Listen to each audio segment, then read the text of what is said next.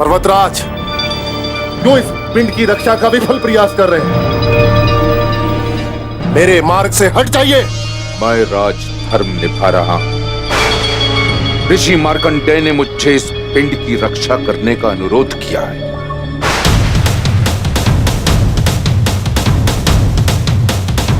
तो मैं भला इस पिंड को किसी और को कैसे सौंप सकता हूं? मेरे आग्रह को अपने जीवन का अंतिम अवसर समझिए। हट जाइए। वचन देकर पीछे हटना किसी क्षत्रिय का काम नहीं है। इस पिंड की रक्षा तो मैं अपने जीवन से करूंगा।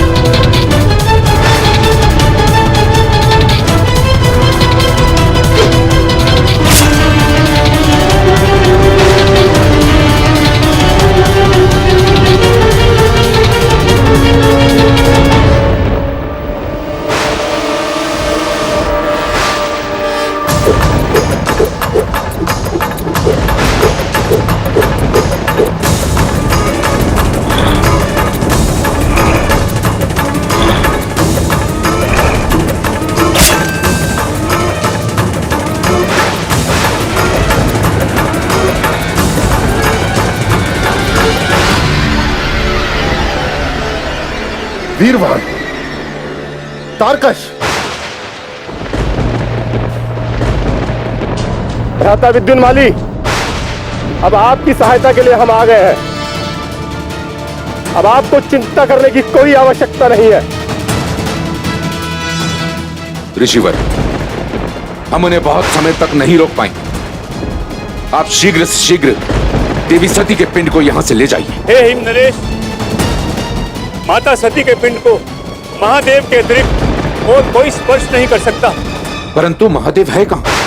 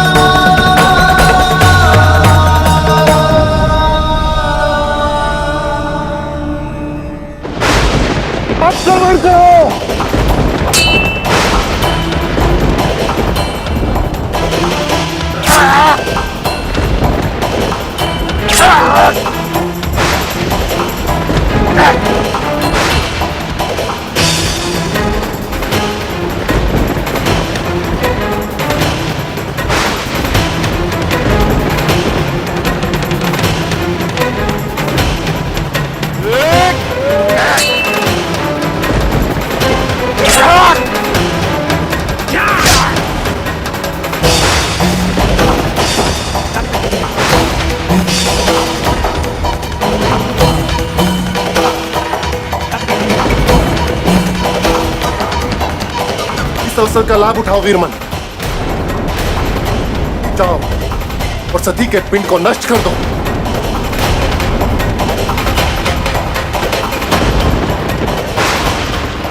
रुक जाइए। प्राण भले ही चले जाएं देवी, लेकिन ये पिंड इन असुरों के हाथ नहीं लगने चाहिए। आप निश्चिंत रहिए स्वामी, मैं इनको आगे बढ़ने नहीं दूंगी। स्त्री का स्थान गृह में होता है, ना कि युद्ध क्षेत्र में। सवाल जब पति की रक्षा का हो तो उत्तर देने स्त्री रणभूमि को भी अपना गृह बना लेती है। हट जाओ। नीति के संशय को छोड़ो भ्राता, और शीघ्र ही सती के पिंड को समाप्त कर दो।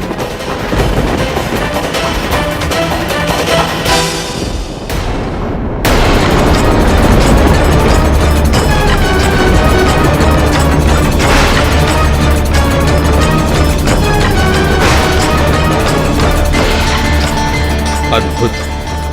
आदिशक्ति के पुनर्जन्म में होने वाली उनकी माता स्वयं अपनी पुत्री की रक्षा कर रही है।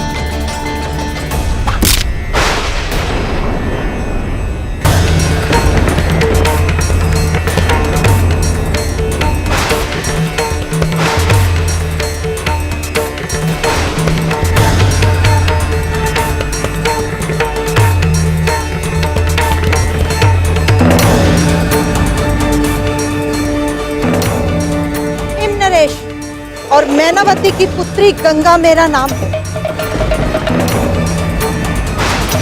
और गंगा के रहते इसके माता पिता को कोई क्षति नहीं पहुंचा सकता।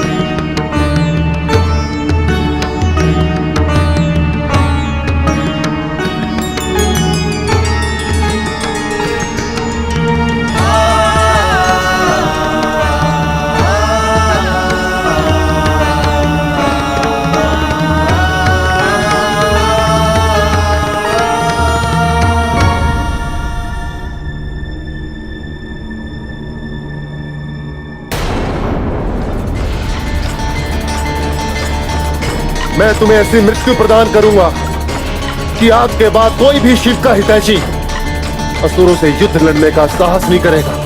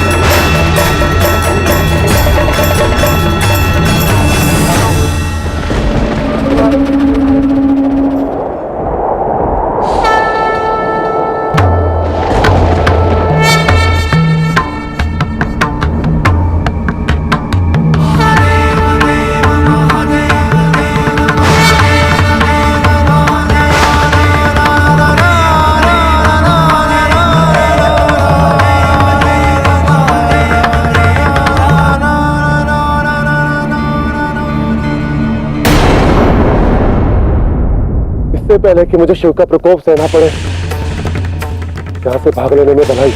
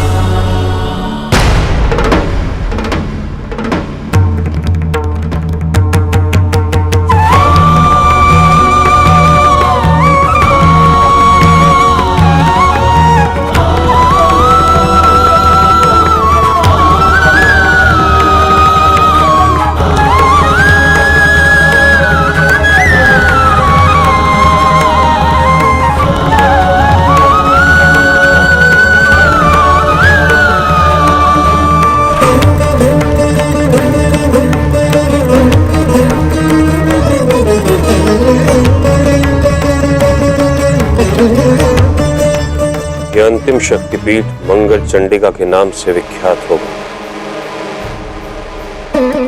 और इसकी रक्षा मंगल कपिलांबर नामक मेरा भैरव करेगा।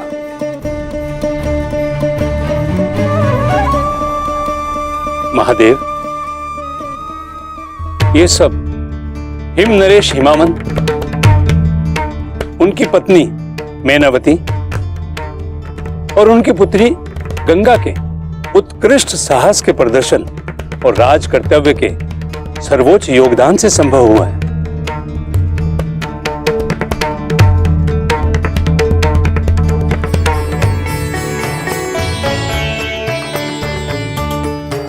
मैं आपका आभारी हूं हिम नरेश।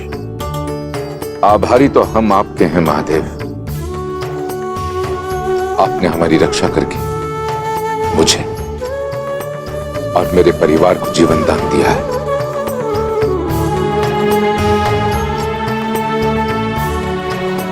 महादेव की जय हो।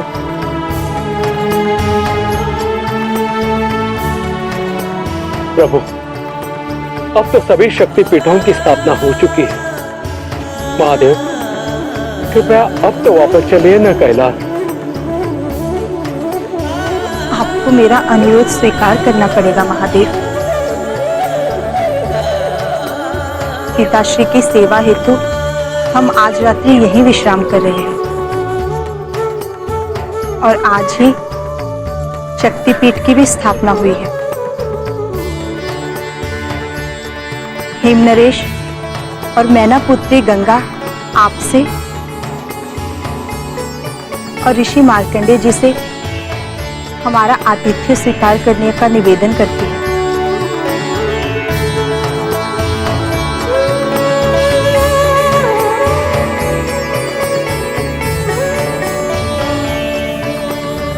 अवश्य।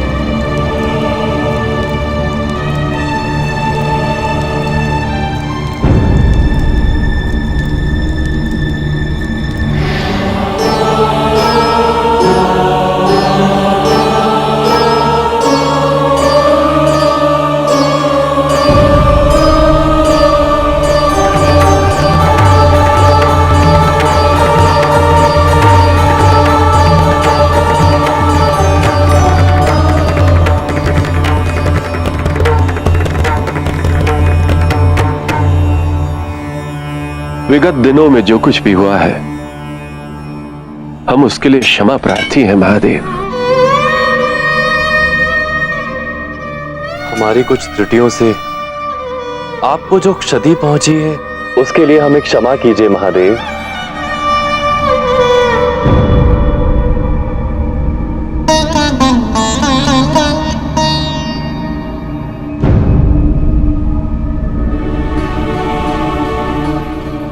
अब शीघ्र ही आदि शक्ति का पुनर्जन्म भी होगा और आपके एकांतवास का अंत भी।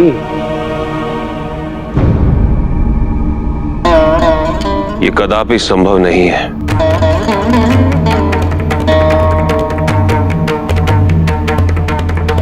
एक बार इस मिलन का परिणाम देख लिया है मैंने।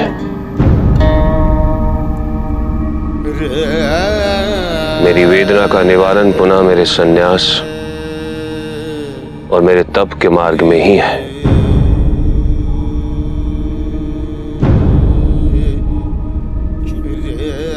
माया से परिपूर्ण संसार में केवल दुख है और इन दुखों का कभी अंत नहीं हो सकेगा।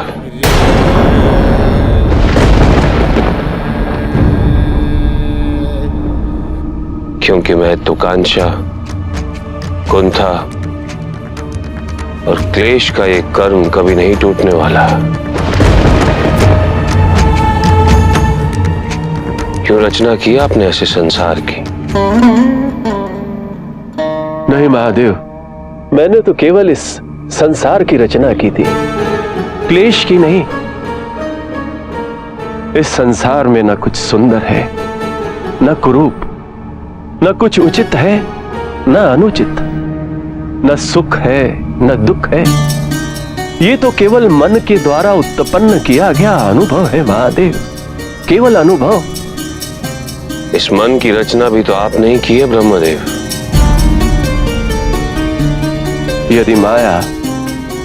यदि माया से ये मन भ्रमित हो सकता है, तो ये मन सत्य से प्रबुद्ध भी तो किया जा सकता है महादेव।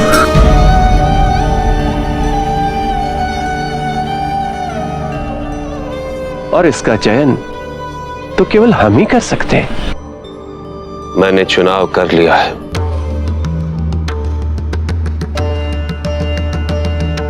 मैं अपने मन को तप और वेद के माध्यम से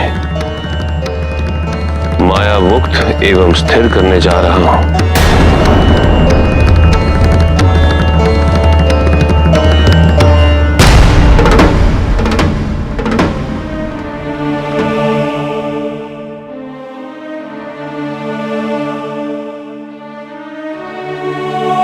तो क्या तारकासुर का अत्याचार इसी प्रकार चलता रहेगा?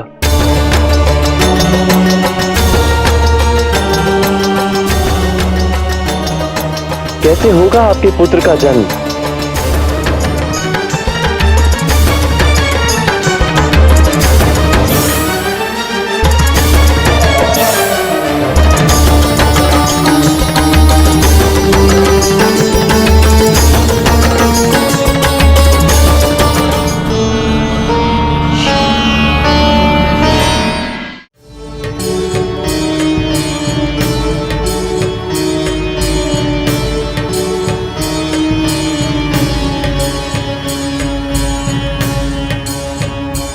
मनुष्य की हर पीड़ा और वेदना का समाधान भगवान के पास होता है,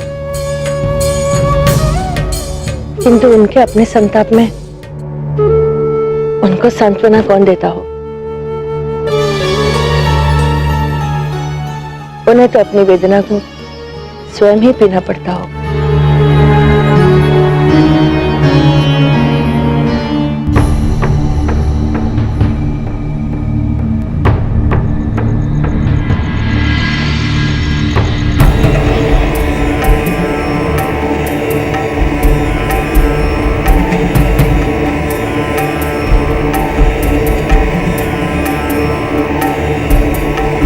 ऋषिवर,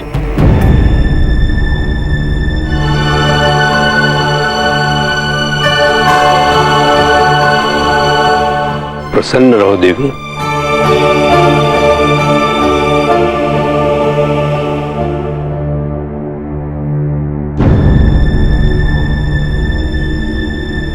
क्या बात है देवी, कुछ कहना चाहती हैं आप?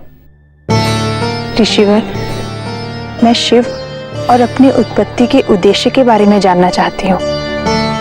इस सृष्टि में आपका एक विशिष्ट स्थान है, इससे अधिक और क्या जानना चाहती हैं आप? मुझे एक असाधारण सी अनुभूति हुई है ऋषिवर। जब से मैंने शिव को देखा है तब से ऐसा प्रतीत हो रहा है कि जैसे मेरा जन्म शिव से मिलन हेतु ही हुआ है। मैं क्यों उनकी ओर आकर्षित हो रही हूँ? मेरे मन में ऐसा विचार क्यों आ रहा है ऋषिवर?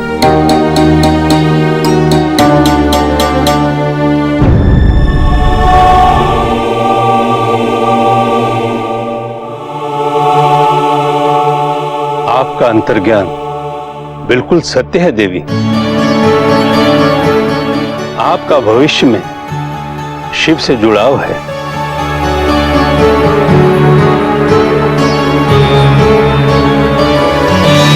महादेव से मुझे शीघ्र ही साक्षात्कार करना चाहिए।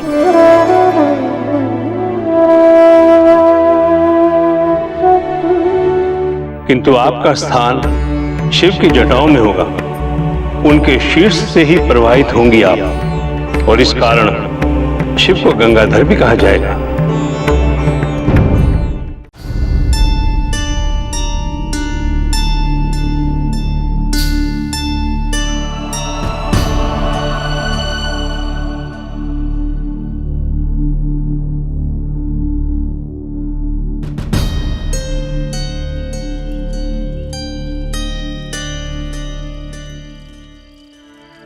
महादेव, भोजन ग्रहण करें।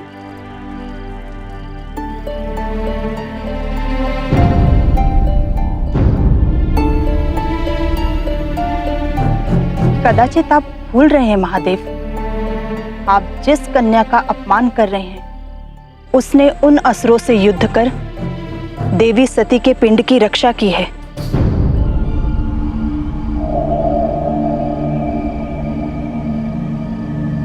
कदापि तुम चाहो तो मुझसे वरदान मांग सकती हो।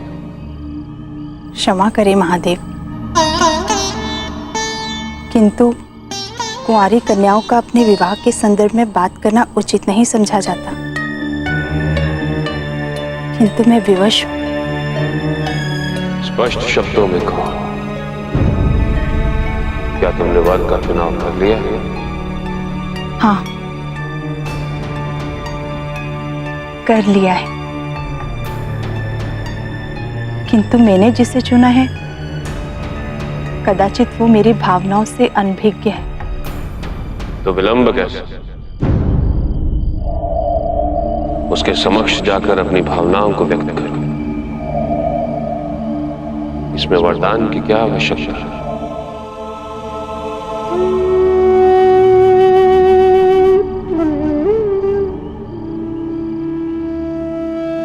मैं आपसे विवाह करना चाहती हूँ महादेव। असंभव!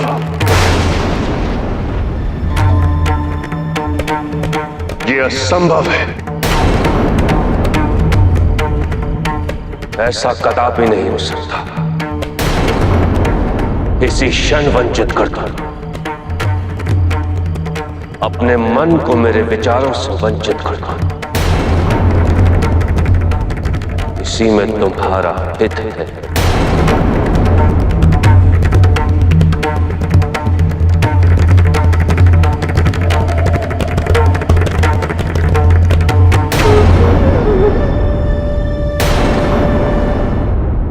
बताइए नारायण, अब आदि शक्ति और शिव का पुनर्मिलन कैसे संभव होगा? वो तो पूर्ण वैराग की ओर अग्रसर है। महादेव को अपना वैराग्य त्यागना ही होगा देवी। जब आदि शक्ति का पुनर्जन्म होगा। पुनर्जन्म अर्थात आदि शक्ति पुनः मनुष्य का रूप धारण कर महादेव के जीवन में लौटेंगी। किंतु कहीं इस बार भी फिर वैसा ही ना हो जैसा सती के साथ। नहीं स्वामी, ये उचित नहीं होगा। महादेव को किसी भी प्रकार का कष्ट नहीं पहुंचना चाहिए, अन्यथा क्या अनर्थ होगा, इसकी कल्पना करना भी संभव नहीं है।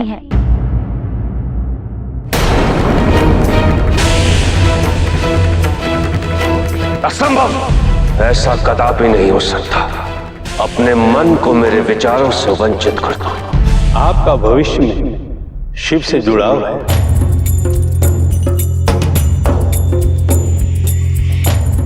क्या अभाव है मेरे व्यक्तित्व या आचरण में?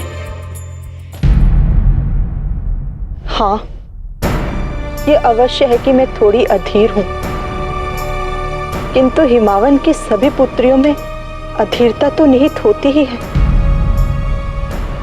और वो नदी ही क्या जो चंचल ना हो। फिर क्यों आपने मेरे विवाह के प्रस्ताव को इतनी निष्ठुरता के साथ अस्वीकार कर दिया? क्यों? मेरे पास तुम्हारे निरर्थक और निराधार निवेदन का कोई उत्तर नहीं है। यदि प्रश्न आपसे उत्पन्न हुआ है तो इसका उत्तर भी आप ही में निहित होगा। प्रश्न तुम्हारे मन और तुम्हारे विचारों में उत्पन्न हुआ है। मेरा मन और मेरे विचार भी तो आप ही से परिपूर्ण हो चुके हैं। ये उचित नहीं है गंगा। तुम भावनाओं में बहे जा रही है। बहना ही तो गंगा का जीवन है महादेव। और मुझे यह अनुभूति हो गई है कि गंगा जब तक बहते बहते शिव तक नहीं पहुंचती, तब तक गंगा कभी संपूर्ण नहीं हो सकती। ये केवल तुम्हारा भ्रम है। ये गंगा का विश्वास है महादेव। और जितना आप मुझे अस्वीकार करते जाएंगे, मेरा विश्वास उतना ही गहन होता जाएगा। क्योंकि मैंने देख लिया है कि आप सत्य से भाग रहे हैं। गंगा, मैंने तो सुना था कि आप अपनी शरण आए निराश्रितों को भी अपना लेते हैं। फिर आप अपने इस भक्त के प्रति इतने निष्ठुर क्यों?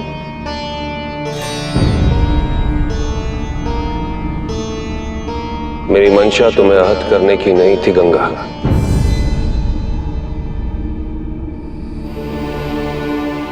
किंतु जिस प्रेम भावना की तुम बात कर रही हो वो संभव नहीं है। मेरा तप, मेरी आत्मा, यहाँ तक कि मेरा अस्तित्व भी सती को समर्पित हो चुका है। सती की स्मृति के अतिरिक्त मेरे लिए सब कुछ निराधार है।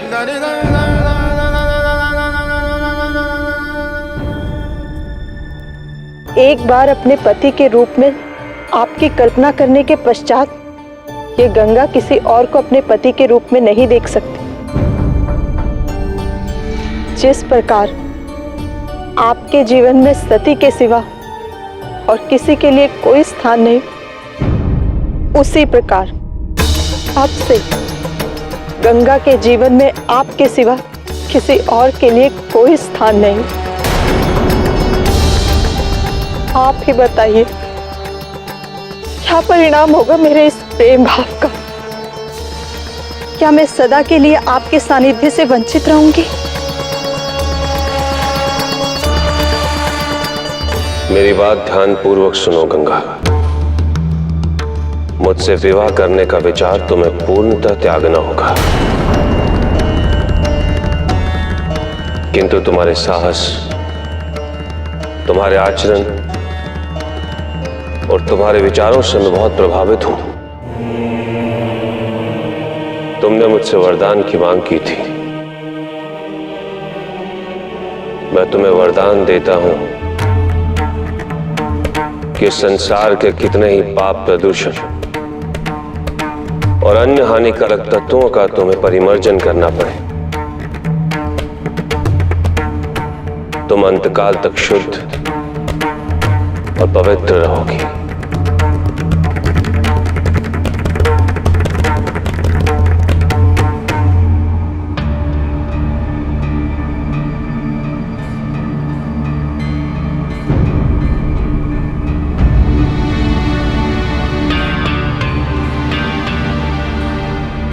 अब मुझे प्रस्थान करना चाहिए।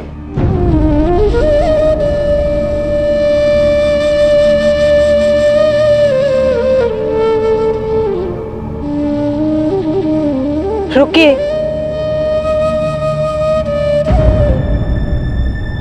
जाते जाते मेरे एक प्रश्न का उत्तर देते जाइए।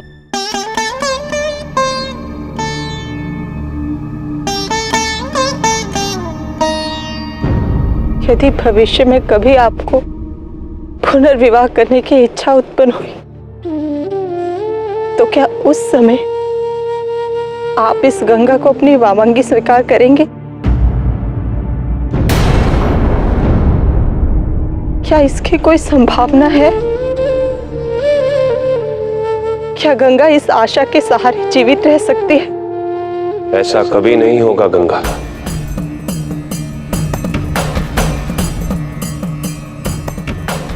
मैं किसी और से इतना प्रेम नहीं कर पाऊंगा जितना मैं सती से करता हूं। और पुनर्विवाह वो तो सती के पुनर्जन्म से ही संभव होगा।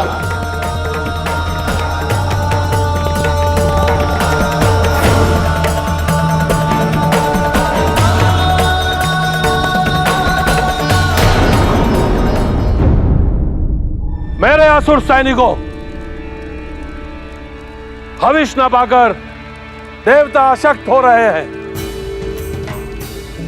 जाओ जाकर स्वर्ग लोक को दोषित कर दो। तारकासुर, ये क्या नाटक कर रहे हो तुम?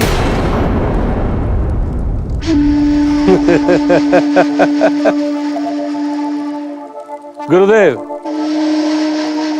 हविष ना पाकर देवता पहले से ही अशक्त हो चुके हैं। अब मैं उन्हें दूषित कर उनको अपवित्रों की श्रेणी में ले आऊंगा और बड़ी सहजता से स्वर्ग पर अपना आधिपत्य जमा लूंगा। कैसी है मेरी रणनीति? इसे तुम रणनीति कहते हो? ये तो अनीति है जो कोई कायर ही सोच सकता है। यदि वीर हो तो अपने बाहुबल से स्वर्ग पर आधिपत्य प्राप्त करो। गुरुदेव, आप एक बार फिर से मेरी रणनीति पर प्रश्न चिन्ह लगा रहे हैं। गोदम्बे, जाओ और जाकर स्वर्ग लोक को दोषित करो, हमारी आज्ञा है। जो आज्ञा सुरराज।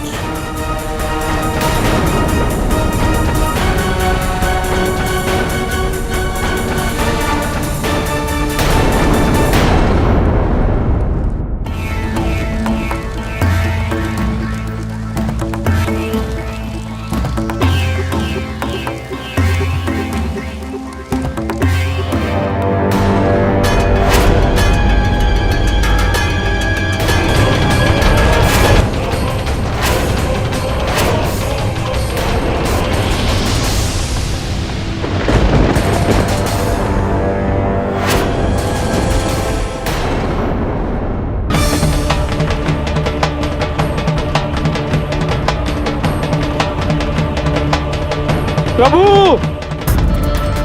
महादेव, रुक जाइए प्रभु, रुक जाइए। प्रभु, ये आप किस दिशा की ओर जा रहे हैं? ये हमारे कैलाश का मार्ग नहीं है प्रभु।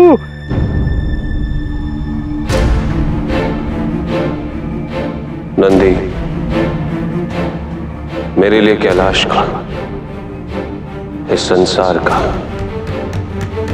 समस्त सृष्टि का कोई अस्तित्व नहीं है। जाओ,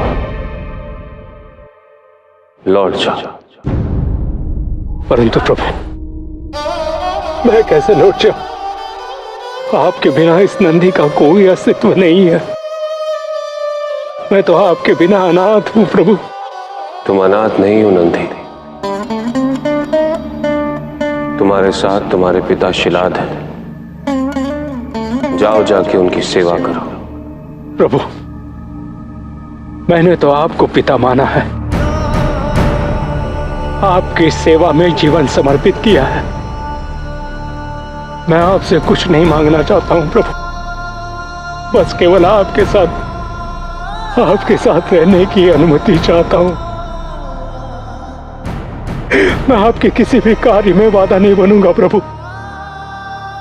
कि तो अपने दर्शन से मुझे वंचित मत कीजिए प्रभु।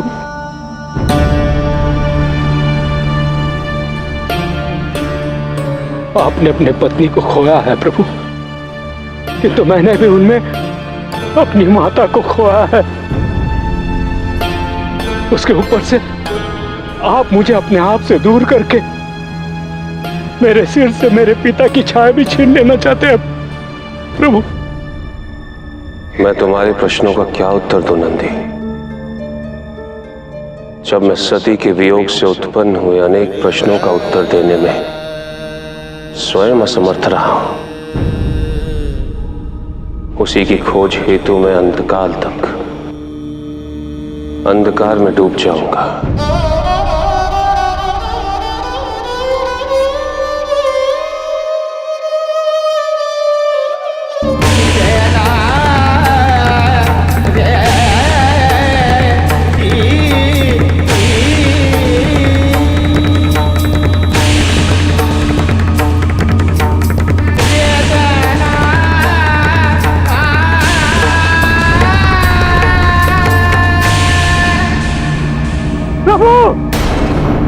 ब्रह्मेश्वर, असुरों द्वारा स्वर्ग को दूषित और अपवित्र हो जाने से एक शुद्ध और पवित्र नदी का होना अनिवार्य हो गया है, जिसके जल से सभी कलुषित दूषित शरीर, मन और हृदय को पुनः स्वच्छता और पवित्रता प्रदान हो। किंतु ऐसी नदी को हम कहां ढूंढें?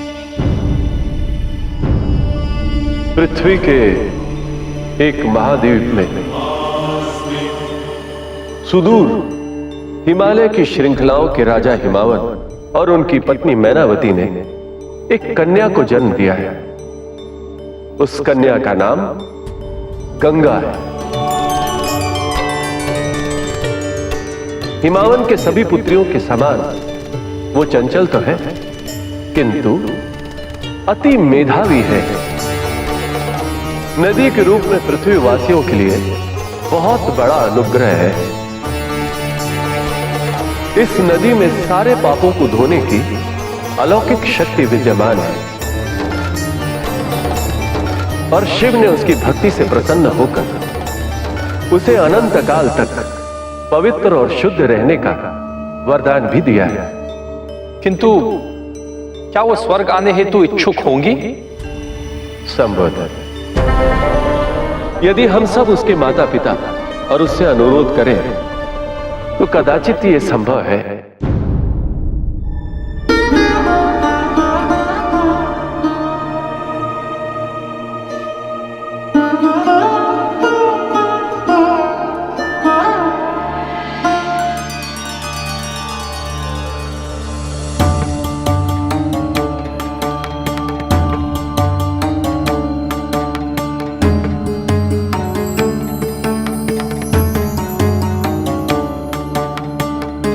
अहो भाग्य,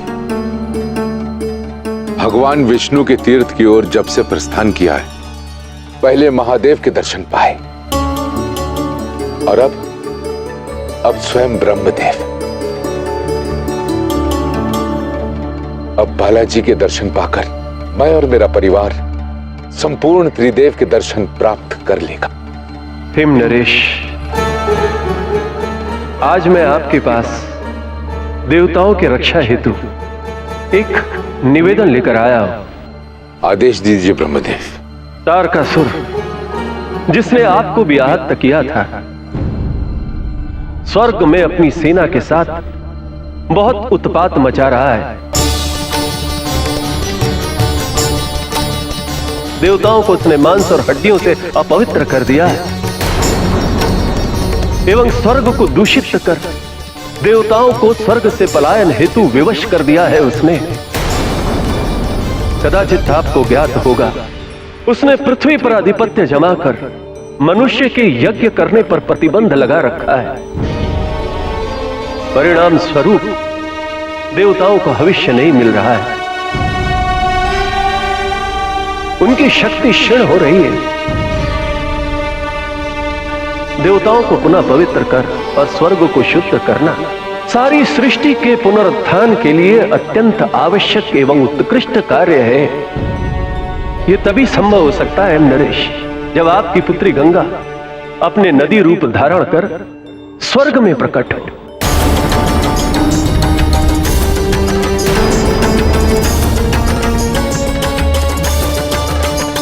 क्षमा करें ब्रह्मदेव, क्षमा करें। मेरी सारी पुत्रियों ने नदी का रूप धारण कर हमसे विदा हो गई है। किसी ने भी परंपरागत जीवन व्यतीत नहीं किया। मुझे अपने राजधर्म का पूरा बोध है, किंतु मैं राजमाता होने के साथ एक मां भी हूं। कई सारे स्वप्न हैं जो मैंने अपने पुत्रियों के लिए देखे थे। उन्हें पूरा करने के लिए गंगा ही बची है। उसे कैसे सौंप दूं?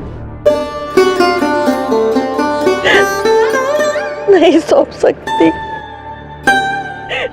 क्षमा करें, नहीं सौंप। नहीं मां,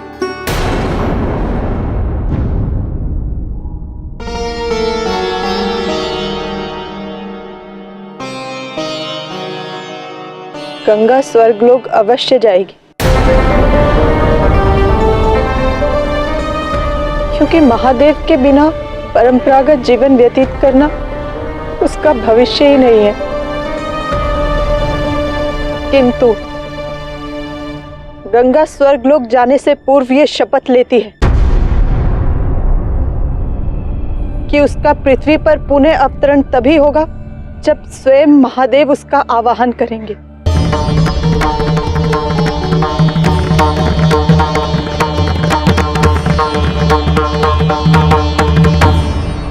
देवी, आप व्यथित न, आप शीघ्र ही एक और पुत्री को जन्म देंगे जो नदी में परिवर्तित नहीं होगी, और वो पुत्री आपके सारे स्वप्न को पूरे करेगी।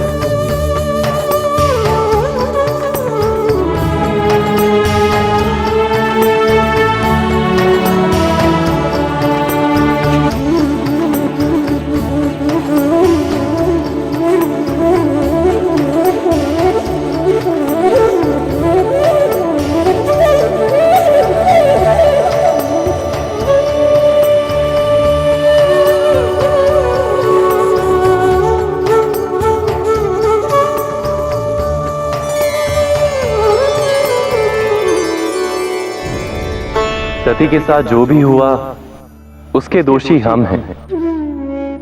महादेव ठीक कहते थे, सती अभी उनके योग्य नहीं थी, किंतु फिर भी हमने सती को उनसे विवाह करने पर विवश कर दिया। किंतु इस बार आदिशक्ति का जन्म मनुष्य रूप में अवश्य होगा, परंतु वो संपूर्ण होंगी, हर प्रकार से महादेव के योग्य होंगी। ब्रह्मदेव ने मैना देवी को जिस पुत्री का वरदान दिया है वही होंगी आदिशक्ति,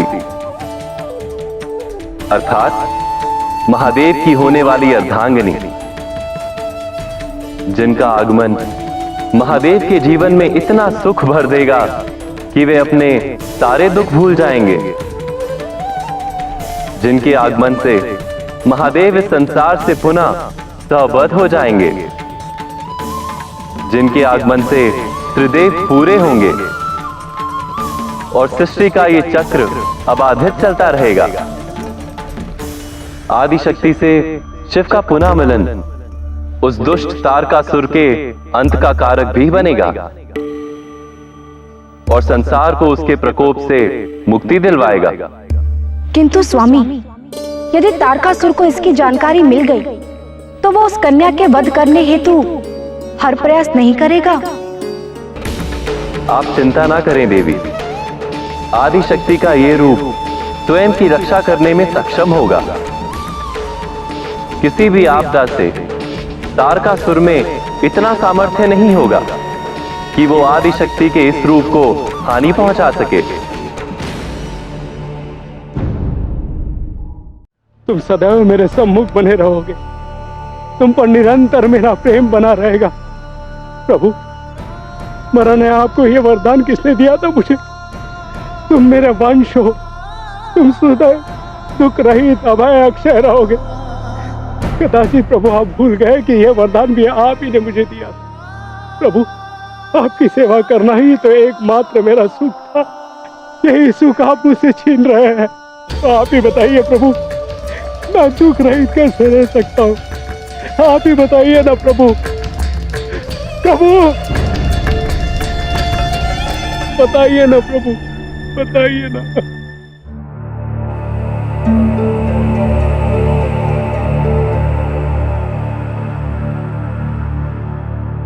मैनावती, मैं आदि शक्ति हूँ। तुमने अपने पति हिमवान एवं पुत्री गंगा समेत मेरे सती रूपी शरीर के पिंड की रक्षा की है। स्मरण करो, गंगा को स्वर्ग ले जाने से पूर्व ब्रह्मदेव ने तुम्हें एक पुत्री का वरदान दिया है। स्वरूप और गुणों से सुशोभित, तीनों लोकों में पूजी जाने वाली इस पुत्री द्वारा तुम अपना माँ होने का हर दायित्व, हर स्वप्न पूरा कर सकोगी। मैं उसी पुत्री के रूप में तुम्हारी कोख से अवतरित होने जा रही हूँ मैनावती।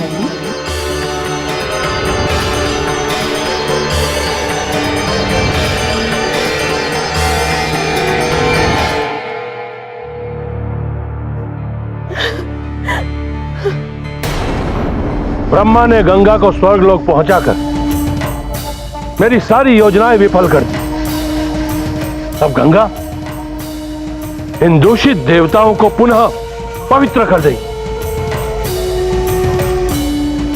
और ये देवता पुनः शक्तियां प्राप्त कर प्रबल हो जाएंगे। हमने तुमसे पहले ही कहा था तारकासुर कि तुम्हारी युद्ध नीति वीर योद्धाओं वाली नहीं है, किंतु तुमने हमारी एक ना मानी। तो क्या करता मैं? सती के शरीर के पिंडों को नष्ट करने की मेरी सारी योजना शिव ने विफल कर दी। शक्तिपीठ की स्थापना की और काल भैरव को वहां रक्षा हेतु नियुक्त कर दिया। मेरे समक्ष प्रश्न यह है कि देवताओं की क्या योजना है? शिव तो यहां वैराग्य की ओर अग्रसर है और आदिशक्ति का कुछ पता नहीं कहा।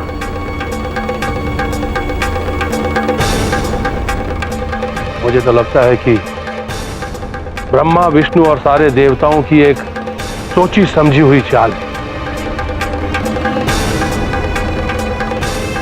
शिव का इस प्रकार वैराग्य लेना कदाचित हमें अंधकार में रखने हेतु तो नहीं, ताकि वैराग्य के इस स्वांग के पीछे शिव और आदि शक्ति का पुनः मिलन हो जाए और दोनों की संतान जन्म ले ले।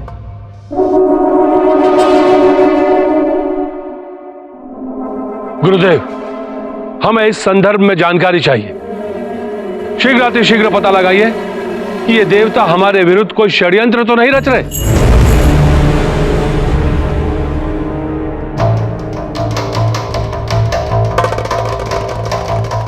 क्या सोच रहे हैं गुरुदेव? इतना विलंब क्यों? क्या आप नहीं जानते कि प्रत्येक क्षण मेरे लिए कितना मूल्यवान है?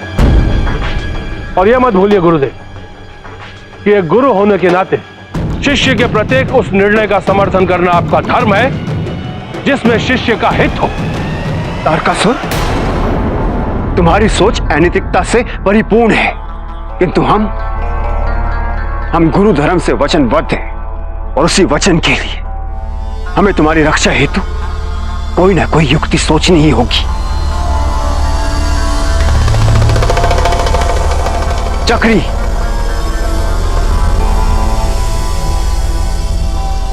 आदेश करें आचार्य। तुम एक अत्यंत मनमोहक अप्सरा का रूप धारण करो और इंद्रलोक जाओ।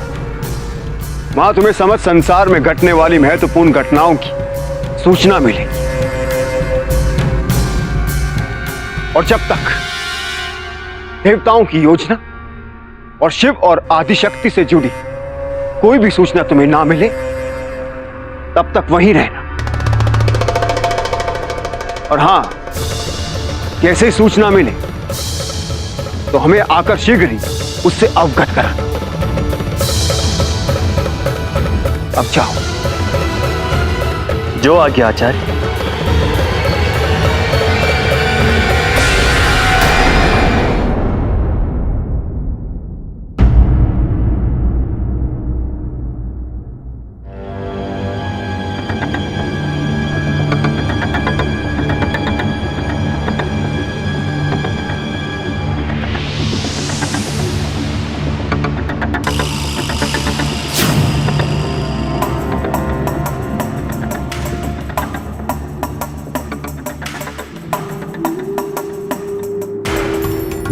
महादेव की निर्णय लेने की क्षमता को कोई बदल नहीं सकता?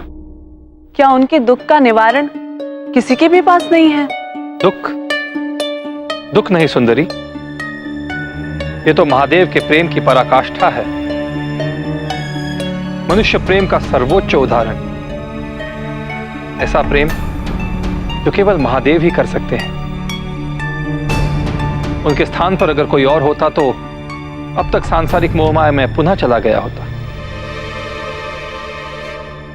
विचित्र है पर सत्य है। देवी सती जीवित भी नहीं है, फिर भी मुझे उनसे ईर्ष्या हो रही है। किंतु वो कितनी भाग्यशाली हैं कि उन्हें शिव का ऐसा अपार प्रेम प्राप्त हुआ है कि शिव अब किसी और से प्रेम ही नहीं करना चाहते।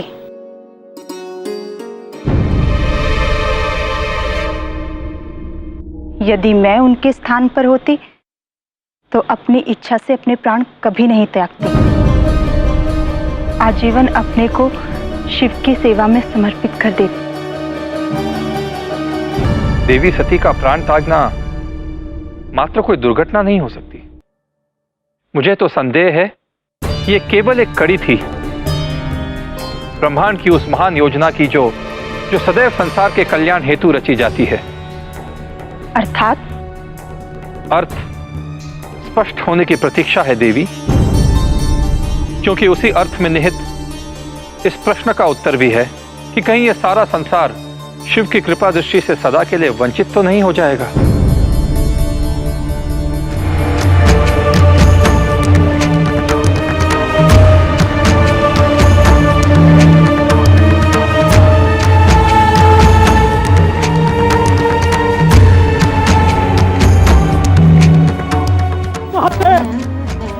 महादेव, नहीं प्रभु नहीं, मुझे अपने आप से पृथक मत कीजिए प्रभु, मत कीजिए, मत कीजिए प्रभु।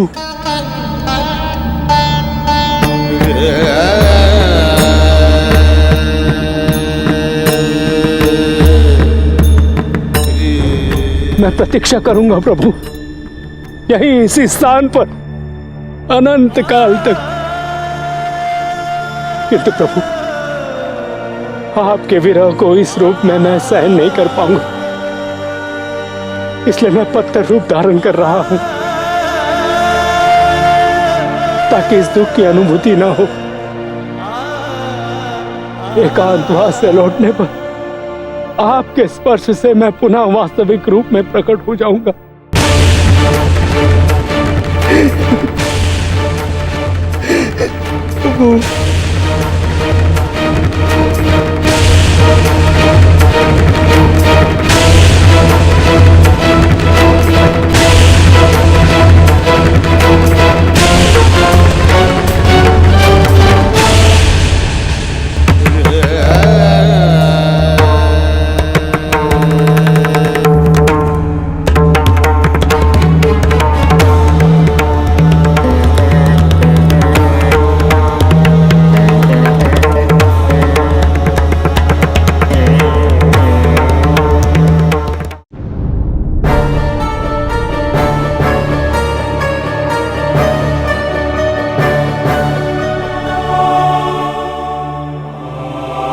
देवी, मुझे ऐसा क्यों प्रतीत हो रहा है कि आपका तन तो स्वर्गलोक में है, परंतु मन यहां से कहीं बहुत दूर है। मेरी समस्या का समाधान आपके लिए संभव नहीं होगा देवराज। देवराज इंद्र के लिए क्या असंभव है देवी? आप आदेश करिए। मैं शिव से प्रेम करती हूँ और उनसे विवाह करना चाहती हूँ। यदि मैं जानती कि इसकी संभावना है तो आजीवन उनकी प्रतीक्षा कर लेती, किंतु मैं जानती हूँ उनके मन में मेरे लिए कोई स्थान नहीं। उन्होंने मुझे स्पष्ट रूप से कहा है कि वो विवाह करेंगे तो केवल सती से, जब उनका पुनर्जन्म होगा। यदि ऐसा है तो महादेव शीघ्र ही विवाह करेंगे, क्योंकि आदिशक्ति आपकी माता मेनावती के गर्भ से पुनः जन्म लेने वाली है। अर्थात आपकी बहन से महादेव का विवाह होगा।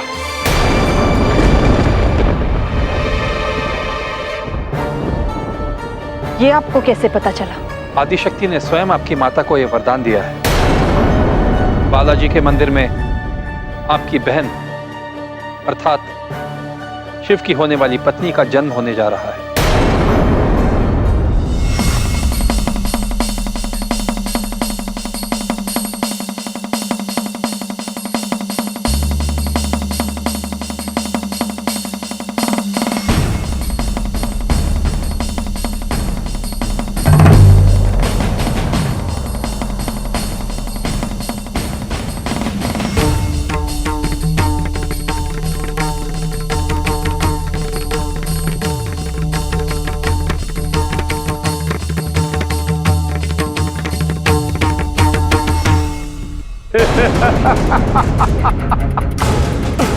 आश्चर्य गुरुदेव, आश्चर्य। शत शत प्रणाम आपकी इस अतुलनीय सोच पर। क्या युक्ति निकाली है? एक ही बार में तीर सीधा लक्ष्य पर जा लगा और सारी की सारी जानकारी एक साथ प्राप्त हो गई।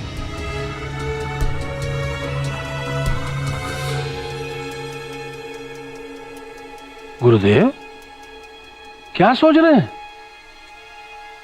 आपको तो प्रसन्न होना चाहिए कि आदि शक्ति के पुनर्जन्म की सूचना हमें प्राप्त हो गई।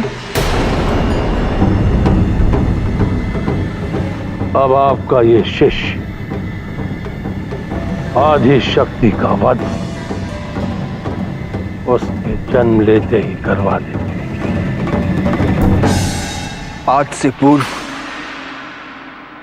हमें अपने किसी भी निर्णय पर इतनी आत्मग्लानि नहीं हुई तारकासुर। गुरुदेव, आत्मग्लानि नहीं, अपितु आपको तो गर्व होना चाहिए कि हम असुरों के हित में आपने अपनी सोच का ऐसा उदाहरण प्रस्तुत किया। चक्रे, आज्ञा सुराज। जाओ, जाकर बहरूपा को बुला कर लाओ।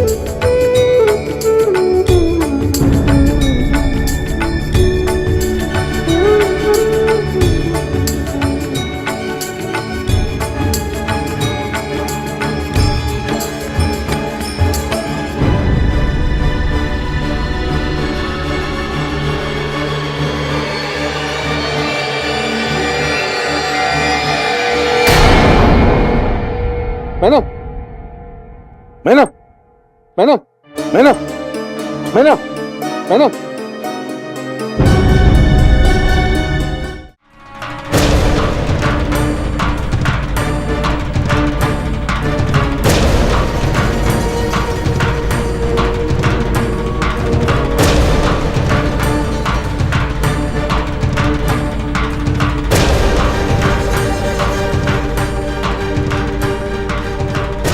मारूबा, मैं तुम्हें एक अत्यंत ही महत्वपूर्ण कार्य हेतु भेज रहा हूं।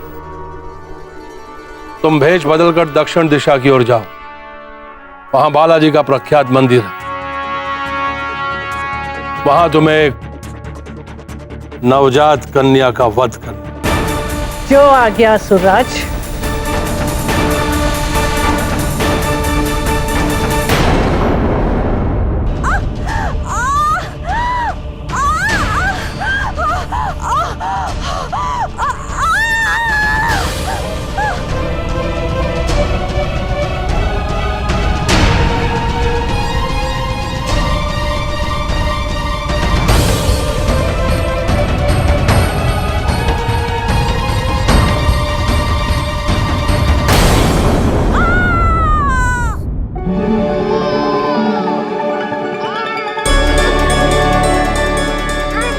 महाराज पुत्री हुई। पुत्री, तुम्हारा पुरस्कार।